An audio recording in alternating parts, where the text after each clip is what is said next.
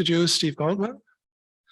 We had, it's a real pleasure for me, especially for me, because we had a very interesting, very nice collaboration, which turned out into, we had a common publication. It was an interesting experience at many different levels.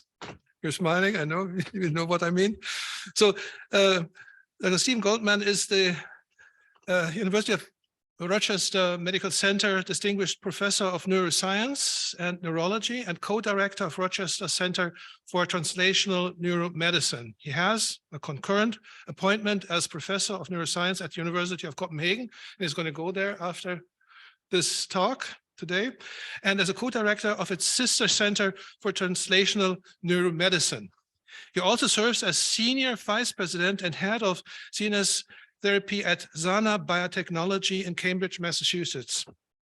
Goldman moved to Rochester in 2003 from the Weill Medical College of Cornell University, where he was the Nathan Cummings Professor of Neurology and attending neurologist of New York Presbyterian Hospital. A summa cum laude graduate of the University of Pennsylvania, he obtained his PhD with Fernando Nottebohm at the Rockefeller University in 1983, and his MD from Cornell in 1984. Dr. Goldman interned in medicine and did his residency in neurology at both New York Hospital Cornell and the Memorial Sloan Kettering Cancer Center before joining the Cornell faculty. Dr. Goldman moved to Rochester as the Dean Schuetz Chair in Biology of the Aging Brain and as Chief of the Neurology Department's Division of Cell and Gene Therapy. He subsequently served as the founding director for Rochester's neuro-oncology training program and served as the chairman of the department from 2008 to 2012. Dr. Goldman remains active clinically with subspecialty interests in myelin disease and neuro-oncology and additional research interests in stem cell-based treatment of neurological disease. He has published far more than 250 papers and holds over 30 patents. And he's a recipient of the Novo Nordisk Foundation Laureate Award, has quite a number of other awards. He is a elected member of Academia Europaea, the Association of American Physicians, American Society for Clinical Investigation, and American Neurological Association, and is a fellow of the American Academy of Neurology. He is a co-founder of Ocean Therapeutics, and his work is supported, of course, by many agencies, including the NIH and many others. So once again, I'm very happy that he stopped by to give a talk, and I'm looking forward to what you have to say to us today. Thank you very much.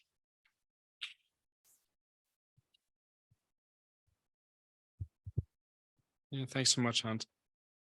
No, it's really a pleasure to be back in Berlin, and for a couple of talks these few days. It's just an amazingly vibrant community here. So thanks for the invitation. So I'm going to be speaking about a category of neurologic disease that is really extremely broad. It's a cell type of the brain, of the central nervous system, the glial cell, that is often neglected when we talk about neurologic disease. We typically think of neuronal disorders as key to the neurodegenerative diseases in particular, but it's really turned out over time, as we've learned to appreciate the role of glial cells, the support cells of the brain, and their importance in this really broad range of neurologic disease. It turns out that many of the neurodegenerative diseases are due to glial dysfunction. The myelin diseases certainly are. And by glia, I'm referring to, for those not familiar, to the support cells of the brain. They include the astrocytes and the oligodendrocytes. The oligodendrocytes, the myelinating cell type of the brain. They have forming essentially the white matter of the brain that allows the connections from one part of the brain to the other to proceed. And the astrocytes, which are the direct metabolic support cells of both of neurons and of their synapses.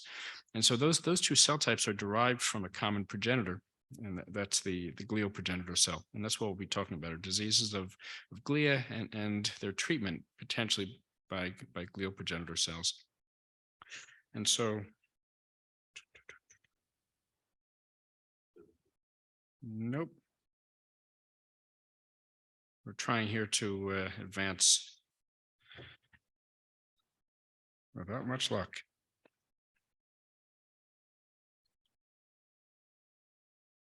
Yep, there we go. There we go. Something happened. Okay.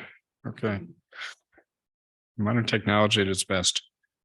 Yeah, so by way of a quick disclosure, as Hans mentioned, I'm a part-time employee of Sana Biotech, and that's it's a biotech in Cambridge, in Massachusetts.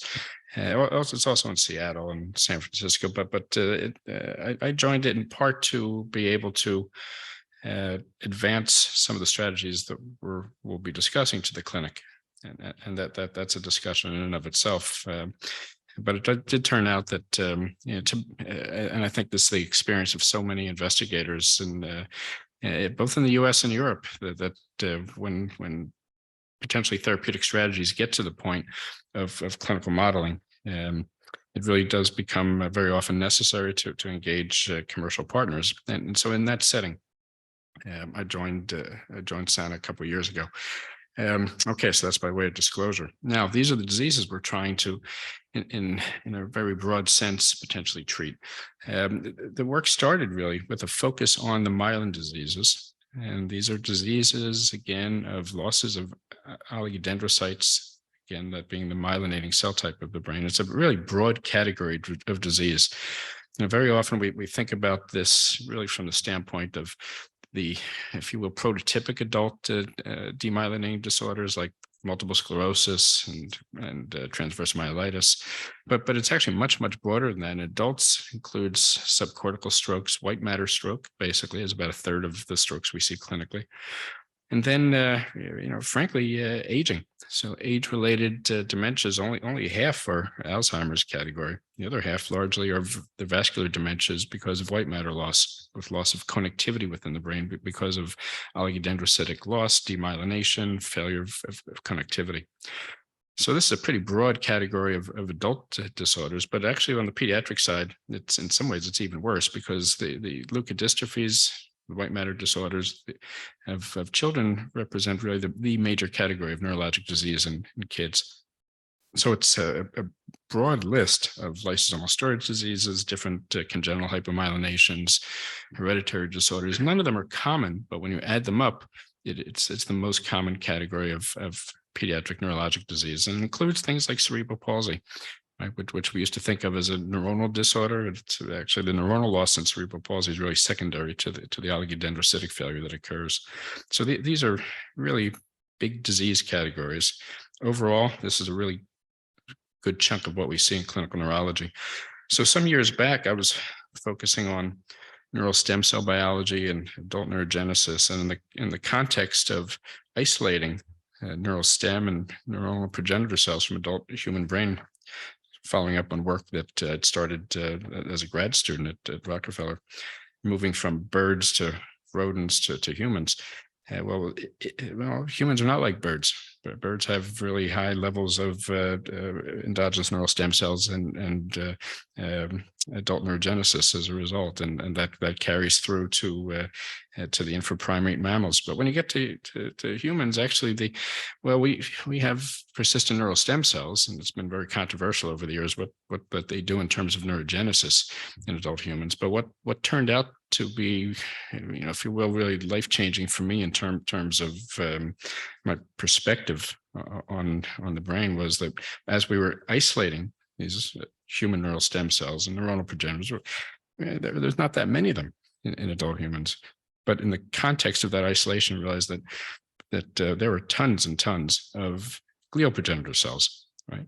And so as we were basically pulling out cells that were capable of division, generating new cells, what we found was that there were large numbers. It turned out to be about 5% of all the cells in our brains are glial progenitor cells that are persistent. So I started to really focus on that cell population, just with the basic logic that, gee whiz, if there's so many of them in the brain, they must be doing something important in adults. Right. And so we first started looking at them from the standpoint of using them to make new oligodendrocytes for the purpose of remyelination. And so we did that first in using tissues from adults, and then realized that, okay, this works. We could take glial progenitor cells, which were also called oligodendrocyte progenitor cells. It used to be thought that these cells could give rise to oligodendrocytes without astrocytes. It turned out that in humans, glial progenitor cells can give rise to astrocytes or oligodendrocytes up until the very last division.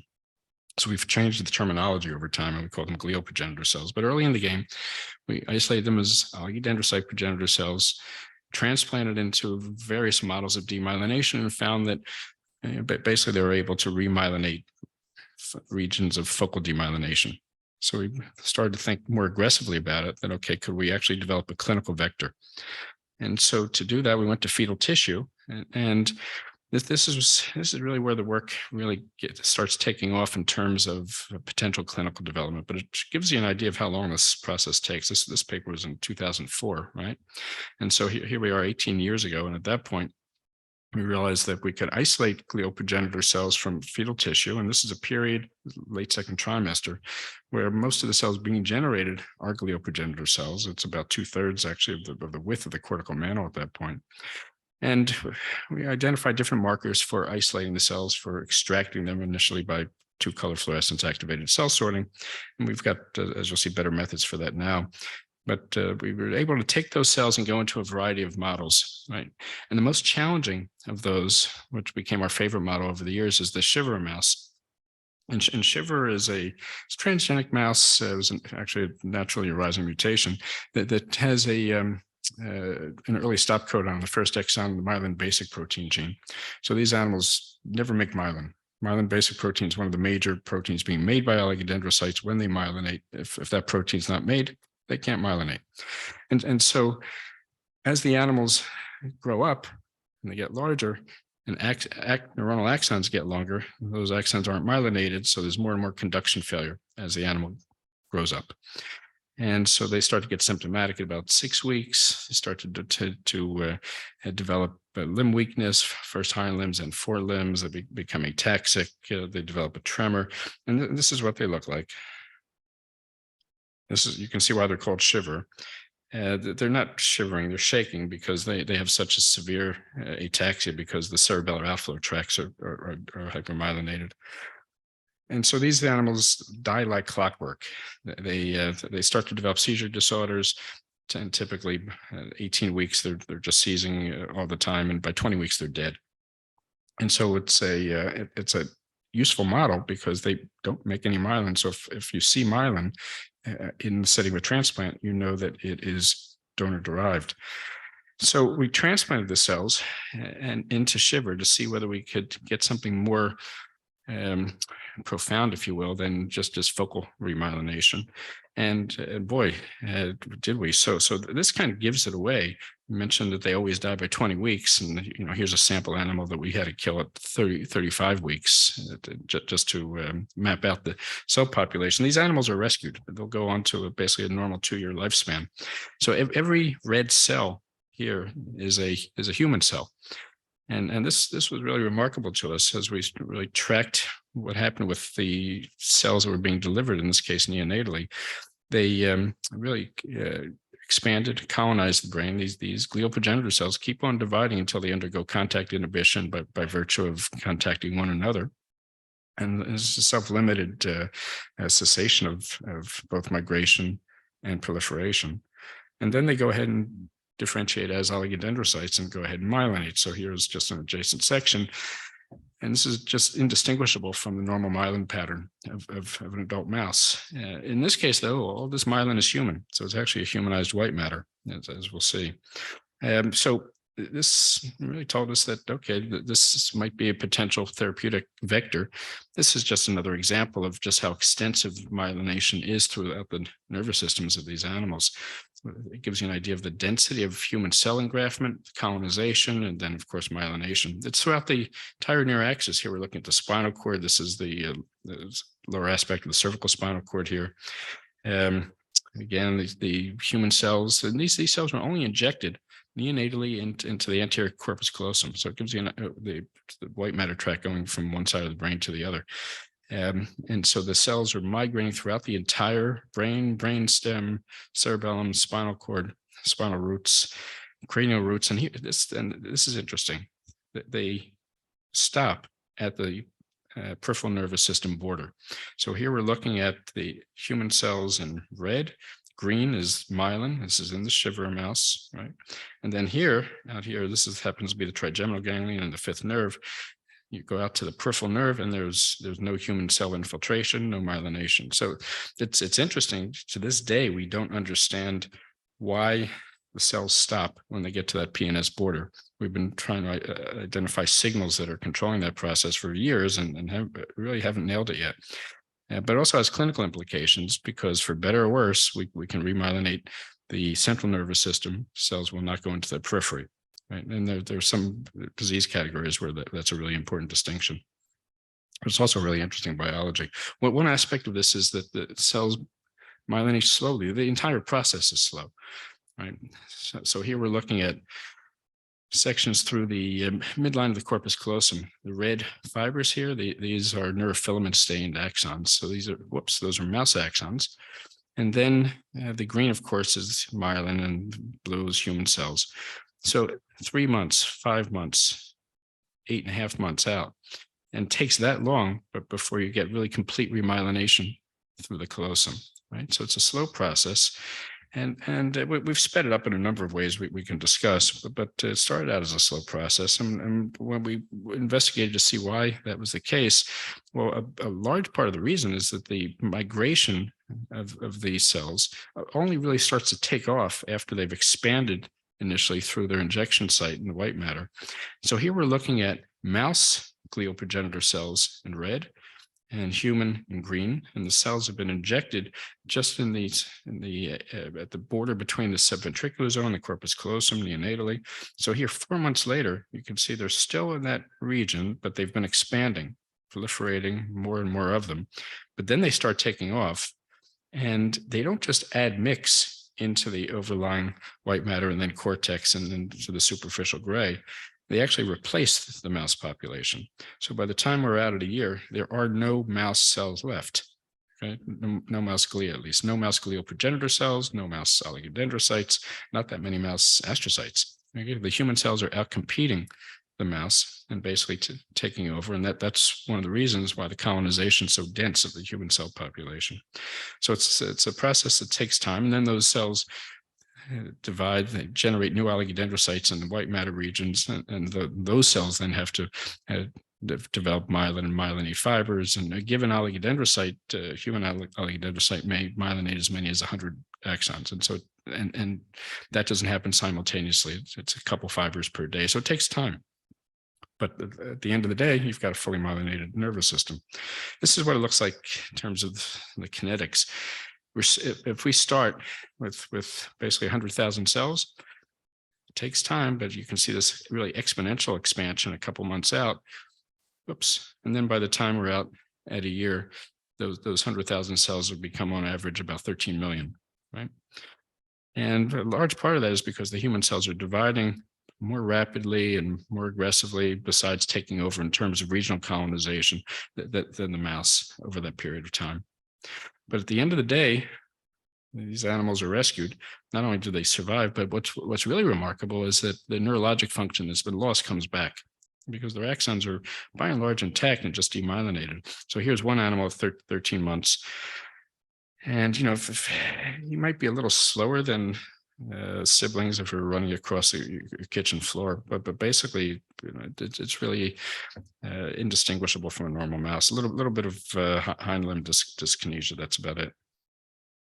So those mice were injected neonatally, and if you're going to use this as a potential clinical strategy, the cells have to be migratory in the adult brain as well. So Fraser Sims' work some years back in the lab, he identified CD140A ectodomain, which is an ectodomain of one isoform of the PDGF alpha receptor, as defining the adult oligodendrocyte biased glial progenitor cell that's still migratory in mature brain. And so we injected these cells, and you can see that just a couple of weeks out how they are migrating after injection into adult shiver, and really filling out very rapidly the presumptive white matter tracts, the corpus callosum, the fimbria, and this is what it looks like histologically. Again, this is adult shiver. These animals, normally are already symptomatic at this point. So these are already symptomatic animals. We're transplanting cells into their unmyelinated white matter tracts, and then you can see in green the human myelin that's developed. This pocket of cells where they're injected. And then as they migrate into, in this case, the fimbria, it's called, underlying the hippocampus, and then here's the corpus callosum. All the green is human myelin. So that's myelinating. Higher power image gives you an idea of really the density and depth of this. Okay, so it's very robust. It's not a trivial process. There's complete remyelination of these tracts. Without going into too much detail, the myelin is entirely normal in terms of its ultrastructure and in terms of the conduction velocities across the corpus callosum in these animals. They're essentially restored to normal. The ambulation's restored to normal. So basically, the animals are rescued, right? But those are little animals, so we can inject into neonates, we can inject into adults, but there's still mice, right? So we went into skipping over some of this into squirrel monkeys, found that we could see remyelination in demyelinated regions of chemically demyelinated regions of the squirrel monkey brain, but realized also that squirrel monkey brains aren't that large. And so we, at that point, went to aged rats. Rat brains actually, as rats get bigger, their brains get bigger, and it gives you actually a reasonable amount of distance to work with, if you will. So this is Joanna Osorio's work. She injected a single shot of glial progenitor cells into normal adult rat brain, and you can see the spread at 1 month, 2 months, 3 months, 4 months. All of the colored dots, of course, are the human cells that have now infiltrated, colonized the rat brain, basically outcompeted the rat population, the rat glial progenitor population in the adult, just as happened with the mouse. And then here we're just looking at about 8 months out. It gives you an idea of just the degree of colonization of the human cells. So we thought, okay, this looks to be a good potential strategy for inducing adult remyelination in again, potentially a broad set of disease models. But how about our source, right? We started to realize that using fetal tissue for this purpose was not going to be sustainable or really even useful when you get down to it. So skipping over a lot, over the years, we learned a lot about the transcriptional architecture of these cells, right? So we're always looking at different levels of technology as they evolved at RNA expression patterns, protein expression patterns on the part of these cells. And deduced from that, the series of receptors that these cells were expressing selectively during their ontogeny that allowed us to then predict what ligands to be adding at different points in time to drive oligodendrocyte differentiation and glial differentiation. And so that allowed us to develop a protocol from pluripotent stem cells, initially ES cells and IPS, basically the same protocol that allows the production of glial progenitor cells from pluripotent stem cells. And it's an extremely efficient protocol, maybe the most efficient out there in terms of generating a given phenotype from pluripotent stem cells. At the end of the day, well over 90% of the cells generated are glial progenitor cells, and those which are not are basically fibrous astrocytes. There's very little else that's made in the context of this protocol. That's the good news. The bad news is that it's a really long one. It takes about 160 days from beginning to end. And what's happening there is that these are the cells that are the last generated in humans, oligodendrocyte. And so we've replicated differentiation so well that it takes about the same amount of time in vitro that it does in vivo. And so that's something that's a practical issue in terms of GMP manufacture, et cetera, of the cells. But it's one that we've learned to accommodate. So we have transitioned the process, and for anybody who's interested, I'm happy to go through it afterwards. But we've transition that process to GMP, to a good manufacturing practice environment. And then we can take cells that, and you know, this one sentence actually took 4 years. It's non-trivial, but in any event, we then take those cells and transplant and basically redo some of the experiments we've done before. And we see basically remyelination in shiver densely and completely with rescue of these cells that have gone through the GMP compliant production process. And what's important if you're using cells like this, especially if they're derived from pluripotent stem cells, is of course that they be safe, and safety in the case of using any pluripotent stem cell source involves making sure that you don't have undifferentiated cells left that can either form teratomas, or as the case may be teratocarcinoma, or as the case may be just undifferentiated phenotypes that you don't want, right? And to really make that point, we did a number of single cell RNA analyses that have become kind of standard in the lab for following the ontogeny of these cells. But this gives you kind of the bottom line from the practical standpoint. Here we're looking at, these are single cell plots, individual and then integrated. We see the underlying embryonic stem cell population here in green. And then months later, match pool, looking at the glial progenitor stage in vitro. So this is after the cells have been induced to glial progenitor cell phenotype. And you see very little overlap, in fact, none really. You don't see green cells in the glial progenitor pool, right? So there's nothing undifferentiated that remains. But then we wait some months, and then we pull the cells back out of the brain, the human cells, and see what they've become. And here we see that the human cells that are pulled back out of the brain, actually there's very little overlap with their in vitro forebears, right? So there's context-dependent differentiation that really substantially separates the transcriptional signature of these cells from those cells in vitro. And there's certainly nothing left that even speaks to a potential undifferentiated state. So that was important in terms of really establishing a safety signal from these cells.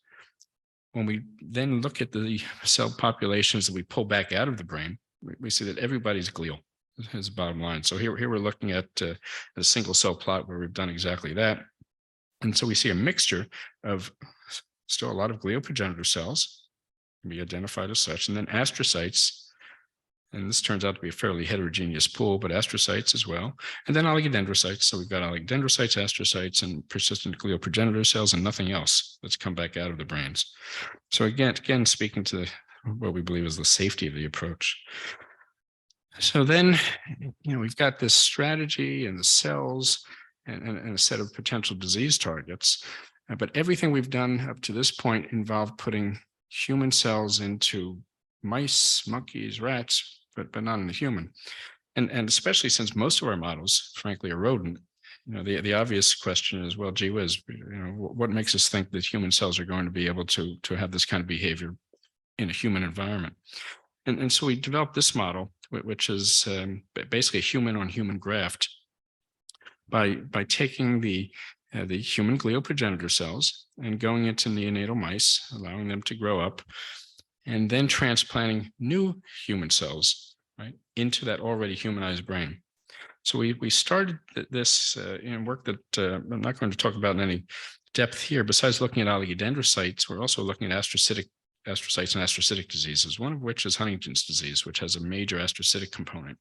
In Huntington's disease, neurons, oligodendrocytes, astrocytes are all hit.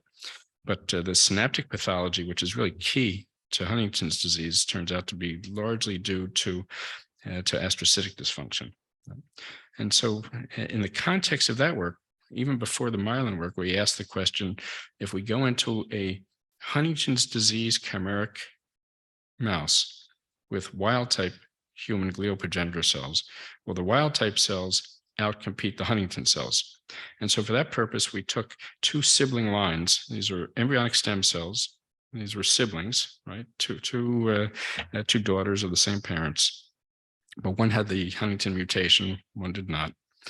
And for the Huntington's aficionados, this was the Janaeid 1920 pair that many in the field know.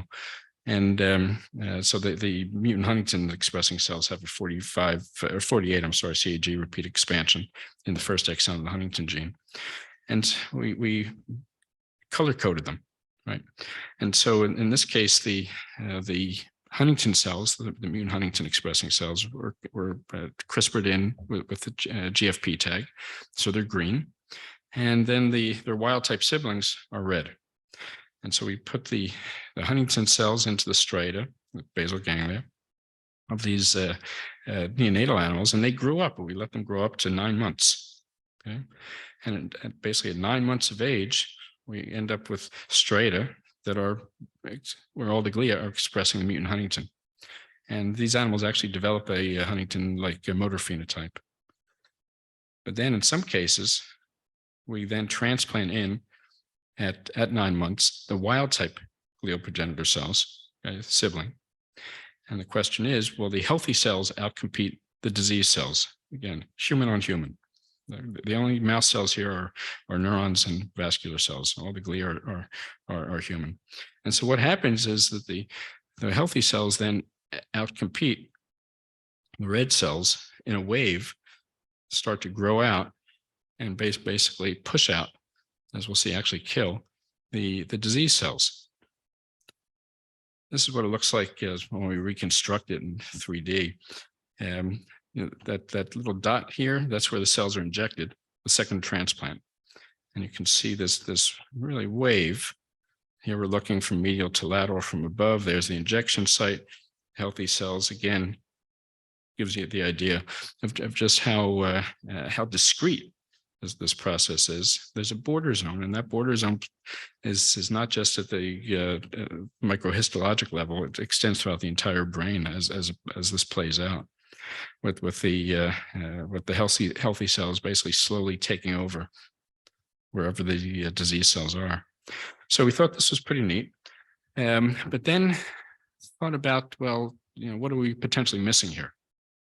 So we have a chimera. Those cells have been in there for 9 months before we're then transplanting in the new cell population, the healthy cells. So, which also means that the healthy cells, which have just been pulled out of culture, are 9 months younger than their sibling cells that have been sitting in the brain, right? So it's not just we're putting healthy into disease, we're putting new into old. So as a control, and this was just a control, we thought, well, let's control for age. And so we did this experiment, which was to take basically the same cells. Okay? We're not even talking about isogenic corrections. I mean, this is the same cell population, and we CRISPRed red into some, green into matched aliquot. Guide seek them. Sequence is fine. No difference except one's red, one's green. Same cells. Grew them up to glial progenitor stage. Took one batch, the green cells, froze them. Took the other cells, transplanted into naive mice. Okay, so we've got normal, immunodeficient, but otherwise normal mice who are now chimeric for otherwise healthy human cells. Those animals then grow up. And when they get to, in this case, 40 weeks, okay, we transplanted in some of them with their matched population, the matched aliquot that we now thaw out, take those glial progenitors and transplant them in. Okay, so we're taking the same cells, just different color, but that have just been sitting in suspended animation and nitrogen for 40 weeks. We basically thaw them out, transplant them into these brains. And then what happens is that the young cells outcompete the older cells and take over. And so here we're looking, it gives you an idea of, again, this kind of discrete border without boring you with all the reconstructions, but basically over time, there's this march of the young, healthy glial progenitors into the range, if you will, of the otherwise healthy, but older glial progenitors, and one out takes the other. Here we're looking at kind of just a higher power view of the border zone. And again, you see how relatively tight that border is, right? So the young cells, of course, are in green. You can see the injection site here. and they're expanding throughout this region, and the older cells in red are basically getting pushed aside. Well, they're not actually getting pushed aside, they're getting lost. Some of the expansion is because of the preferential division, right, on the part of the cells that are being transplanted and the younger cells, right? No big surprise there. And we see, basically a much higher labeling index, Ki67 pCNA, number of mitotic markers at the border. We don't see the older cells dividing, we see the younger cells dividing. Okay. But if that's the case, you would expect an admixture. You wouldn't expect the loss of the older cells. So then we look for different apoptotic markers. In this case, caspase-3, actually in this case, a tunnel stain. We've done this with activated caspase-3, 9, and tunnel. And you see that the older cells in red, all of the dying cells are older ones, right? So that we don't see any of the younger cells dying. There's active apoptotic cell loss at the border of the two. And so actually the new cells are killing the old cells, right? And it's not even fratricide. It's almost suicide, right? Because these cells are it's the same cell population, same person, same everything. It's just different age. And the newer cells kill off the old cells, literally. So we thought, okay, this is neat because it really starts to expand the potential for the use of this kind of strategy for swapping out basically older cells in any variety of settings. And so we don't necessarily, but before we used to worry about under what conditions would a given wild type healthy cell outcompete, and as the case may be, replace a disease cell, right? Was this going to be a disease specific interaction that we would then have to model with every disease that we went into? Now we're looking at a bit more, if you will, optimistically or liberally, that young cells will take over older cells regardless, right? And we may not have to go through a lot of the disease by disease specific modeling that we'd anticipated, and because it may be really an inherent capability of the newer cells of young glial progenitor cells to, as the case may be, outcompete and to potentially kill off and replace a disease cell population that we essentially want out of the way. And so whether you're talking about replacement or addition in the case of congenital losses of cell type, this may be a broad strategy for repair. We have a lot of understanding. We've done a lot of work in terms of the underlying transcriptional biology of this, and that's not something I'm going to go into great detail here, but happy to answer questions for anybody who's specifically interested in that. But what we do basically is pull those cells back out of the brains of these animals. And of course, they have the red and the green tags that are incorporated and express those RNAs. And that allows us, in terms of the single cell RNA analysis, to separate out the winners and the losers, if you will, right? And to establish what the molecular hallmarks are of competitive fitness, or as the case may be, competitive loss. Right. And when we literally look at these as winners and losers in this ongoing competition. And when we basically go through the differential expression analysis, and then again, skipping over a lot of detail in terms of the informatics, but look at the regulons involved in defining the pathways that are differentially expressed in the two. We can identify those pathways and their predominant hub genes that differentiate successful competitive fitness versus loss. And it comes down to a couple of really key pathways, not surprisingly, MYC-N, but EIF2, YAP. So it's that combination of YAP-TAZ and MYC signaling as positive activators in both cases that really seems to define the competitively fit phenotype or genotype. So, and that's something that has become a hot topic in the lab in terms of really identifying how to control this process at the genetic and transcriptional level. But at the very practical level, we were thinking, whoops, what was that? There we go. We're thinking in terms of just proceeding, not just, but proceeding to clinical transplant for those disorders where we have a reasonable expectation of efficacy and success, given what we know already at this point. Because we do know that these cells are extremely capable of giving rise to new oligodendrocytes, myelinating, but both remyelinating demyelinated regions and myelinating congenitally hypermyelinated regions, as well as outcompeting host populations. And so we're looking at both pediatric and adult targets. We've got 3 of them that we're putting to the FDA. 2 have gone through pre-IND. Those are progressive multiple sclerosis and Huntington's disease, and then one that's going in for pre-IND now, and that's Pelizaeus-Merzbacher disease. So Pelizaeus-Merzbacher in some ways is the cleanest, and that's if you've never heard of it, you're by no means alone. It's a relatively rare disease. It's a congenital hypomyelination of young boys. And so it's X-linked, and so only boys get this disorder. But basically, it's a mutation in the PLP1 gene, which is a gene. It's a protein. Actually, the PLP proteolipid protein itself is one of the major myelin proteins, like myelin basic protein. So patients, children who don't have the PLP gene or who have mutations in it, and who therefore don't myelinate, the pathology is very, very much like the shiver mouse, if you will, in that they simply are congenitally hypermyelinated. There's very little else going on in terms of any underlying inflammatory disease. The disease environment is otherwise pretty clean. They just don't make myelin. And these kids, it's a fairly broad set of clinical phenotypes, but they die young. And in the worst of cases, they die within a few years of birth. But it's a very clean environment to transplant into, and that's what we're planning to do, which is to go into a small population, 8 to 10 children. And here's our really very preliminary clinical design. But we're looking at, again, a fairly small initial sample.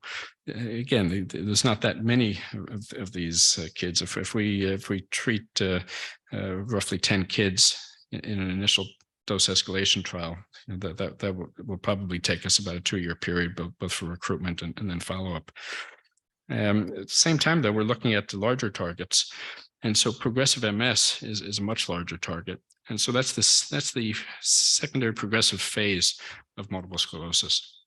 It's after the relapsing remitting phase is settled down, patients undergo what basically becomes a chronic neurodegenerative process where axonal loss occurs because of myelin loss. And these patients transition to a point where they're dysfunctional, and they're dysfunctional because not just the oligodendrocyte loss of multiple sclerosis and the demyelination, but because the axons start to die for lack of oligodendrocytic metabolic support. And so it's a biphasic disease, MS overall. And so what we're trying to do then, by transplanting into the secondary progressive phase, is to rescue those axons that would otherwise be dying by virtue of oligodendrocytic and myelin loss.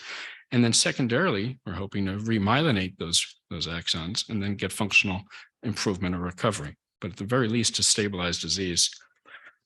Once again, we've got the trial that's already been designed and vetted with FDA. This is what we have in mind. Comes back. Okay, I better watch my hand with this. Okay.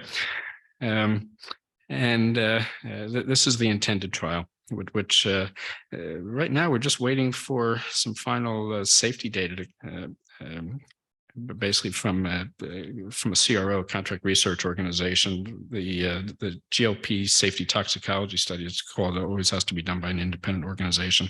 When those data are in, which we certainly expect will be fine, that's when we should be able to actually start this trial. I'm going to close just with a few really quick slides, just to show that we're not just looking at Microglia at this point. So besides the Microglia, meaning astrocytes and oligodendrocytes, there's also the Microglia, the innate cell type of the brain. And a lot of diseases of the brain are in some way, shape, or form microglial disorders. There's a lot of evidence that Alzheimer's has a significant microglial component, certainly predisposition. and a number of the childhood lysosomal storage diseases and similar metabolic and enzymatic disorders are either microglial or potentially treated by microglia. And there have been a number of protocols, not ours, developed over the last few years for generating microglia from pluripotent stem cells. We're using the Burton-Jones protocol. But in that context, took advantage, whoops. Okay, we're getting there again. Okay. So we took advantage of what we have learned. Wow.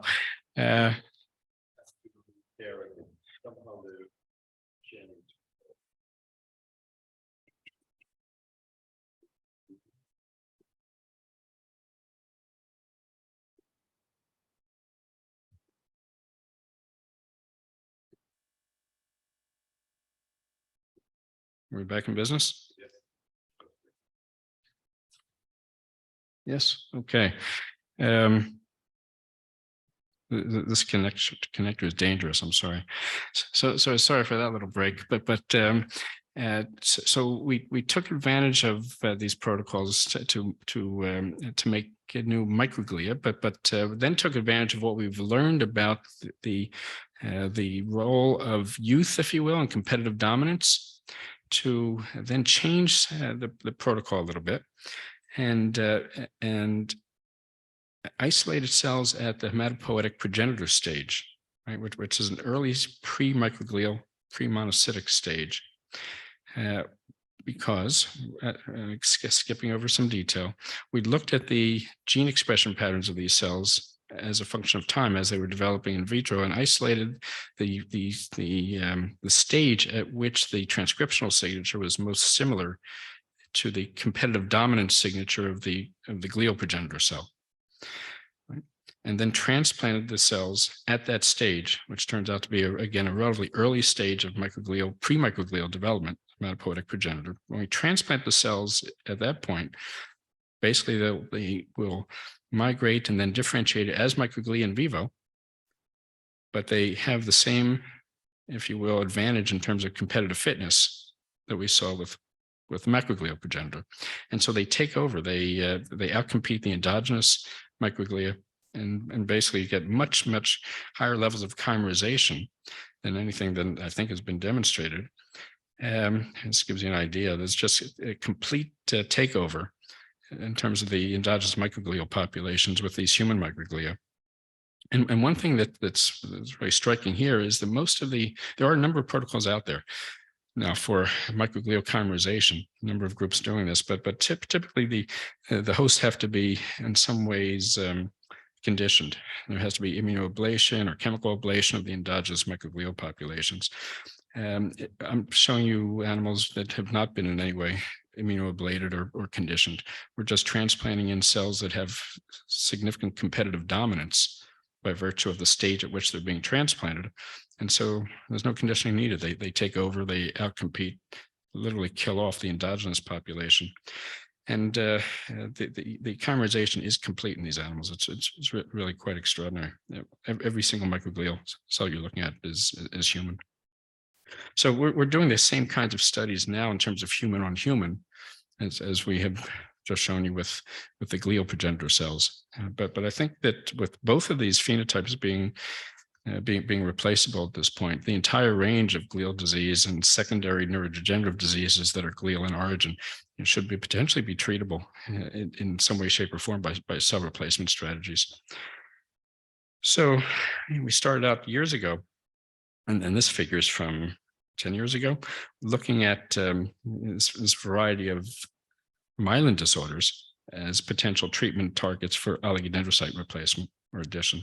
And then we added the astrocytic diseases. Huntington's, actually childhood onset schizophrenia is in the same category, frontotemporal dementia, at least the C9orf72 mutant FTD. These are astrocytic disorders, or at least largely astrocytic disorders, that we then add to the list of potential glial progenitor cell transplant targets. And now we have potentially the microglial disorders as well as potential targets. So it's a pretty broad swath of neurology that we think may now be treatable through this approach. And of course, there are lots of people over the years who have been involved in this, but I want to specifically mention Martha Windrum, who developed the chimeric model, and Abdel Ben Reis, who developed with Ricardo Vieira much of the competition models that we just went through. Of course, we've been supported through the years by NIH largely, and then some of the private foundations, both in Denmark and the US, and the clinical trial designs that we're just going through. The sponsorship for their going forward is that of SANUS.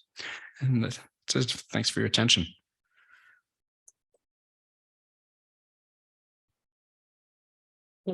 Thank you so much. I learned a lot. So how do we do this now with the audience online? You gonna take over?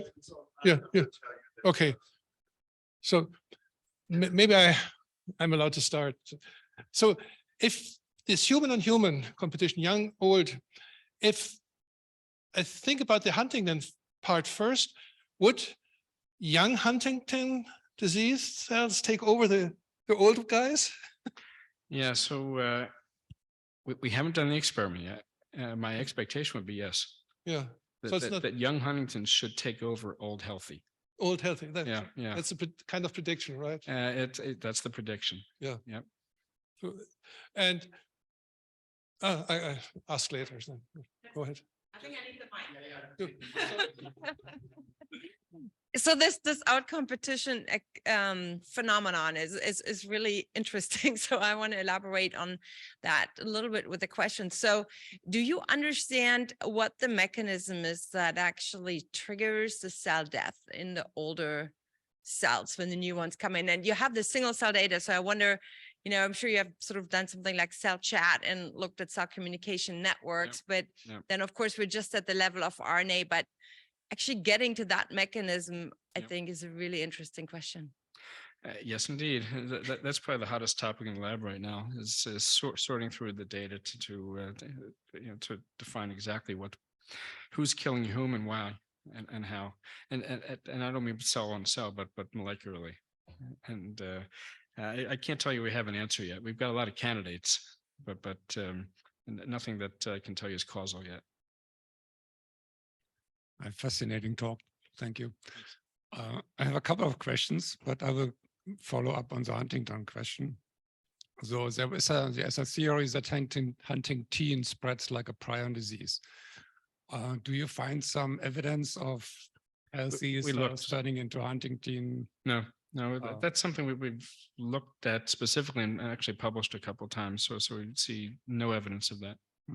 So unlike a lot of the other proteinopathies, amyloid disease, the presynucleins, Alzheimer's, the multisystem atrophies, progressive supranuclear palsy with the tauopathies, there's a long list of that are I think legitimately looked at as potential prion-like disorders. That's not the case with Huntington's. The other question is about your observation that the peripheral nerve is basically excluded from replacement by central nervous or oligodendrocytes or glial precursors. But Schwann cells also have a different origin. They're coming basically from neurocrest, and also perhaps the turnover of these cells is lower than of glial cells in the brain. Could you comment on that? Would it be perhaps possible, similar to your HPCs in the microglia approach, to use peripheral nerve neurocrest precursors or trigger into Schwann cell lineage to do that same thing? Yeah, no, that's a great question. It becomes more of a practical issue there, right? So do I think that's possible? Yeah, but then how do you go about it from the clinical standpoint, right? If you've got specific neuropathies that are relatively isolated, then you could go into a given nerve, right? But it's hard to achieve whole neuroaxis peripheral nerve engraftment as it is with the CNS. Yeah, I agree. That was actually also I think it would take many years to spread over the whole peripheral nervous system if you use even a few injection sites like the sciatic nerve or yeah, we've thought about it in the setting of things like lumbosacral plexopathy and brachial neuritis related plexopathies, so that there may be, and these are disorders of where multiple nerve roots, for those not familiar, and multiple peripheral nerves are coming out of single plexuses. And those few anatomic locations, one can go in with, say, a young Schwann cell or Schwann progenitor, and have a reasonable shot at colonization of all the downstream peripheral nerves. But again, there's only a few spots in the nervous system where that's appropriate. My final question in that direction, if I may, is after your first injection of the human cells into the mouse or rat, Right. You still have a quite high proportion of Glia precursor cells after even 30 weeks or 50 weeks, right? But they're still replaced by the next injection of 9 months younger Glia precursor cells. Do we have a gain of the new injection, this high proportion of Glia precursors? Are they replacing even the precursor cells? So previously was this residing precursor? No, that's cells? exactly what's happening. Right? Yeah. So it's the precursors replacing the precursors, and then the derivatives are turning over, right? So that we don't know that for example, that astrocytes are replacing astrocytes. Okay? There may be some of that going on. What we think is happening, though, is that the progenitors are replacing progenitors. There's a normal process of astrocytic turnover going on, and basically astrocytes, for example, in the chimeric mice, right? Not the competition model, just when we put human glial progenitors in early on. All of the progenitors in those mouse brains are human in 4 or 5 months. Okay? The astrocyte population, we're out at a year before we can say that. And it's because the astrocytes are turning over, but they're turning over slowly. Normally, when an astrocyte is lost, it's being replaced in the normal setting from the endogenous glial progenitor cell with a new astrocyte. But now those endogenous glial progenitors are human. So human astrocytes are being generated. But that astrocytic replacement process is slower because it's dependent upon the turnover rate of the host, the original pool. So we think that's what's happening in the competition model as well. So then the setting of astrocytic turnover, right? Now we're talking about human astrocytes that were generated from the progenitor. Now they're replaced with human astrocytes, but from the more newly introduced progenitor population. So it's a slow process. There's a couple things going on at the same time. Fascinating. Just a final one. You use a lot of animals. Are you thinking about using organoids where you have that's a nice system? That's a great question. And so we have we actually have started to set up 2-color organoid models. Not so much really for the to have a higher throughput method of some of the molecular characterizations we're doing for exactly the kind of question you brought up before, for who's killing whom. That's actually tough to model in a high throughput fashion in vivo, right? We want to use the in vivo tissues to validate our genomic data, but to do direct discovery, if you will, is painful and tough in these chimeric models. It just takes too long, and so we have 2-color organoids for exactly that purpose. It's just a lot easier to do the higher throughput genomics.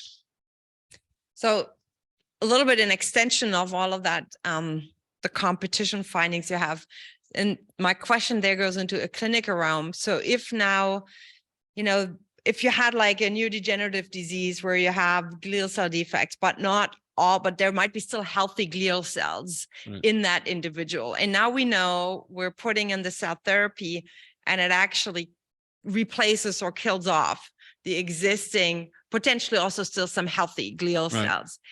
Are we 100% sure that these iPSC, human ESC derived progenitors generate glial cells that are functionally truly equivalent to the endogenous population? So depends what you mean by truly equivalent. I mean, it's just like that we don't, like the risk would be that we might make things clinically worse because of that competition phenomenon. Sure. That's just where I'm going. Yeah, of course. Hey, we worry about that too. Okay. The last thing we want to do is make anything worse. And frankly, that's why we're going for the oligodendrocyte diseases first, because they're much more straightforward from that standpoint. When we go in with a glial progenitor population for astrocyte replacement, or even a pool that may incidentally cause astrocyte replacement in the context of oligodendrocyte supplementation. It's hard to predict. We know from the standpoint of all of the measures that we have, meaning the electrophysiology of the neurons in those networks that are being infiltrated by those astrocytes that are being covered by them, everything from the interstitial potassium levels to the 3D nanometer scale astrocytic sequestration of the synapse. I mean, we've got a lot of measures now that that tell us that these should be normal, right? That everything, everything should be wonderful. We don't see any evidence. We've got a lot of transcriptional data, for example. Now by single cell nuke-seq, we've pulled out the neuronal transcriptional signatures, what's happening to the neurons in these settings of the competitive replacement, right? And so on all these levels, we have a lot of evidence saying that everything should be good, right? But man, who knows, it's one thing to remyelinate a brain, have a pretty good idea what's going to happen clinically. With astrocytes are controlling synapses, right? That's what they do, and they're doing it on scales that we really can't understand. I mean, one astrocyte can cover 100,000 plus synapses within its own domain. Can I tell you that after those 100,000 synapses are all sequestered by astrocytic fibers from a new cell, that it's all going to line up the same? I don't have a clue, right? And so how does that play out, clinically? We thought about this. What's going to happen to the personality of individuals who may get this kind of treatment? What's going to happen to functional competencies? I mean, it could be that we'll end up with people whose primary pathology has been treated successfully. Maybe they now have a different personality. We don't know. These are the unknowns we're not going to know till we go into patients. So are you planning also studies in primates? No. No, it's not required for the clinical. Yeah, it's not required. Well, so at least for the disorders where we've gone to the FDA so far, it's not required. They want larger animal models only from the standpoint of basically a catheter assessment, right? Of making sure that the catheters we use are safe and appropriate, that cell viability is fine with the specific catheter, both dimensions and pressures, et cetera, which is a whole topic in itself. Actually, it turns out to be an awfully interesting biophysical issue there. But that's the only thing that has come back from FDA. In general terms, if there's an animal model of a disease in a primate or otherwise, then you need to go into it. But if there's no animal model for the disease, and most of the diseases we're looking at, there are no animal models north of mice, that is not a requirement. Yeah. Steve, thank you. Excellent data. Thank you for sharing. There's no online question, but I have a question. So in regard to this outcompeting, what do you think is the normal function of this process? So you basically stumbled on a process which should have a normal function in the animal, right? Is it that newly born oligodendrocytes or newly born cells outcompete older cells which were already there? Is that evolutionary the idea of this process, or? So I think what's happening here is just a recapitulation of a developmental program, right? Developmentally, cells are competing with each other. Clones are competing with each other, right? There's a lot of clonal competition in any organ development. It's been studied in invertebrate models. It's been studied in fish models as well. There's very little mammalian data, except in the liver. There's been some interesting studies in liver reconstitution. There's nothing, to my knowledge, that's ever been done in brain before. But basically, I think all these competitive fitness, if you will, signatures that have been defined in these other systems, all that pertain to essentially the developmental competition that goes on at the clonal level. And it's in a very parallel literature, this is a hot topic in cancer. with clonal competition amongst malignant clones, a lot of the same kind of pathways come up. But and a lot of what we do is make sure that as we recapitulate these processes, that we're avoiding potential oncogenic pathways, because you can segregate these out. But it's turning out even in cancer, I have to mention this, there's some awfully interesting stuff that's been coming out in the last year or so, where clonal competition in amongst normal cell populations may allow suppression of cancers because the cancer cells may not be as competitively fit as the healthy cells. And this is something that oncologists have noticed for a long time. There are many cases where you'll treat a cancer and then suddenly it gets a lot worse, right? And so you're selecting for the more malignant or aggressive clones, but in part it's also because you may be suppressing the otherwise clonal dominance of the healthy population that's around the tumor cells, right? So it's I can tell you some anecdotal data there, but there have been a couple of interesting papers looking at esophageal cancer models specifically there, that basically cancer only emerges when the competitive dominance and fitness of the healthy population starts to degrade. Right. So could that be a way then to fight glioblastomas, for example? Yeah. So that you bring in new cells, and these new cells basically tell the glioblastoma cells to undergo apoptosis? That, I mean, it's possible, and something we've considered, but it's a question of at what stage, right? But by the time something is at the true glioblastoma stage, as opposed to lower grade gliomas, things are probably too far gone.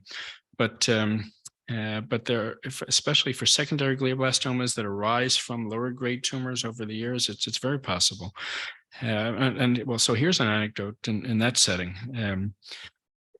I've been a neuro-oncologist for a long time, and there was an era where we started resecting any glioblastoma. That's still standard therapy, right? But there's a lot more detail now than there used to be. But besides resecting glioblastomas, it was always practice to resect lower grade tumors, right? And that's become more controversial now in terms of exactly what the grade of the tumor is, and who gets radiated, who gets treated with chemotherapy, what combinations thereof. But in an earlier stage of the game, low grade tumors were just taken out, right? At least to the extent they can be identified as such. But gliomas migrate throughout brain, so you'll get most of it, but there's still going to be some tumor cells. And as a resident and young attending, I realized that at Sloan Kettering, where the volume of these, we would see 30 a day. What was extraordinary to me was how often somebody would come in with a low-grade glioma that you could tell they'd had probably for years because of how well infiltrated it was in the brain. And they would present with a seizure or something that would be a trigger. And they would look great clinically, and you resect the tumor, and then 3, 4, 5 months later, they'd come back with a raging glioblastoma, right? And I've saw that too many times for it to be coincidence, and started to realize there was something about the relief of contact inhibition, whatever. But that's how I was thinking about it years ago. Now I realize, okay, actually the endogenous glia are probably outcompeting or competitively dominant over the tumor cells, right? But now we're releasing that local environment. We're releasing those glioma cells, and there's a lot that are still there after the resection from the inhibition of the normal cells, right? And then they take off, and then they start to divide quickly, and then degrade in terms of their own genotype. And the next thing you know, you've got a much more aggressive tumor. And so, that's something that's also an issue potentially with radiation therapy, et cetera. So it's not as simple as just knocking out tumor cells. Sometimes the organ may have adapted in a way that allows some length of time before you start to get really significant carcinogenesis, or at least tumor degradation and plastic deterioration. And if you muck around with that process, you can end up releasing those cells from the inhibition provided by normal cells. Okay. So it's very interesting to see these go into clinical trials now. So my question is, how are the cells delivered to the brain, and would you eventually need a medical device to do this? So excellent question. The answer is yes. So how are they delivered? By in mouse, little small glass catheters. So more importantly, for what we have in mind in patients, there are catheters that are used for stereotactic delivery of gene therapeutics, or as the case may be, stereotactic withdrawal of fluid. And these are the same catheters that we're modeling for use in cell delivery, because some of them, not all, but some of them have lumens that are large enough to allow cell delivery and are siliconized appropriately so that cells are passed with little damage. And we've modeled those very formally. But from the regulatory standpoint, that's a significant issue. So then it becomes basically a dual product. Right. Do you have this question on your screen? Yeah, I just pulled it up. So let's see. Great talk. When you share the details. Okay. Yeah, no, I'm looking at the question here, right? So the it's kind of apples and oranges here. So the question is that the cell line that we're using for replacement is a female line. Pelizaeus-Merzbacher disease is largely a male disease, and so that when we're replacing the cells in a PMD case, we're doing it with a female lineage, female gendered oligodendrocyte progenitors, if you will. And so those will be female oligos when you get down to it in the male brain. And do we know whether that's relevant? It's a really interesting question. We've scratched our head a couple of times and can't think of why it would be relevant. But and that's why I say I think it's apples and oranges, but I can't tell you that. It's we don't know. It would be interesting to do an experiment, human with young female and young male, who wins, female or male. But we can do that. We have a lot of well that whatever the answer was, you'd never be able to publish that one. No, I know. Yeah. I know. Yeah. I was just kidding. But I have another. You clearly showed this boundary, and this is also this question with at the PNS where you don't have myelination in the Shivra mice. So, and you said that these mice, they age normally, and so why don't they have a problem? Why don't they have a problem with the peripheral nervous system is not myelinated? Or is it? Or did I miss something? So you showed the boundary. So right. the brain, there's myelination, and then you showed there's no in the PNS. So those were okay. That was myelin basic protein. Myelin basic protein, right? Okay. But, and so there's little of that in the mouse peripheral nerve. Okay. And that's a CNS myelin protein largely. There's a little bit in human, but in mouse is very little. Okay. So that okay. Yeah, got it. So and if there would, then turn the question around. If there would have been myelination going beyond that, would that cause a problem? No, if the cells had migrated beyond that and gone into the PNS and myelinated, remember, we're just using myelin basic protein in that case as the marker. As a marker, but yeah. That would have been fine. That wouldn't have been a problem itself. It's kind of quite the contrary, because there are a lot of diseases of myelin, right?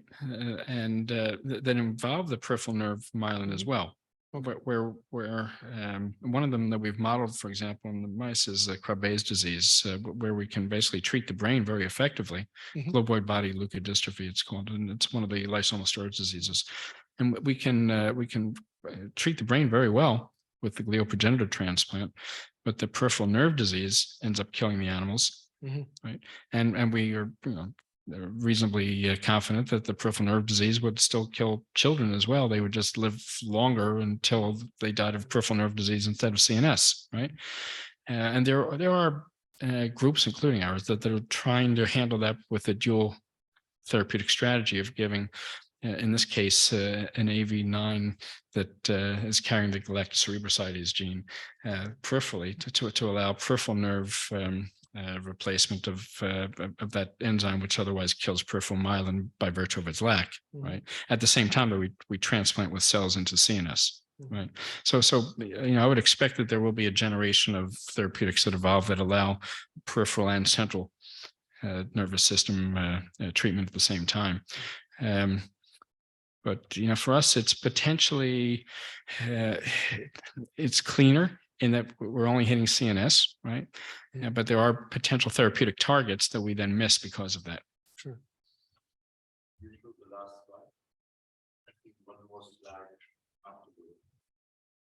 Can you get rid of this?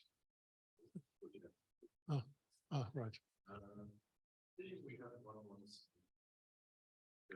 Oh yeah, that's right. Yeah. Except it's not advancing. Because we're still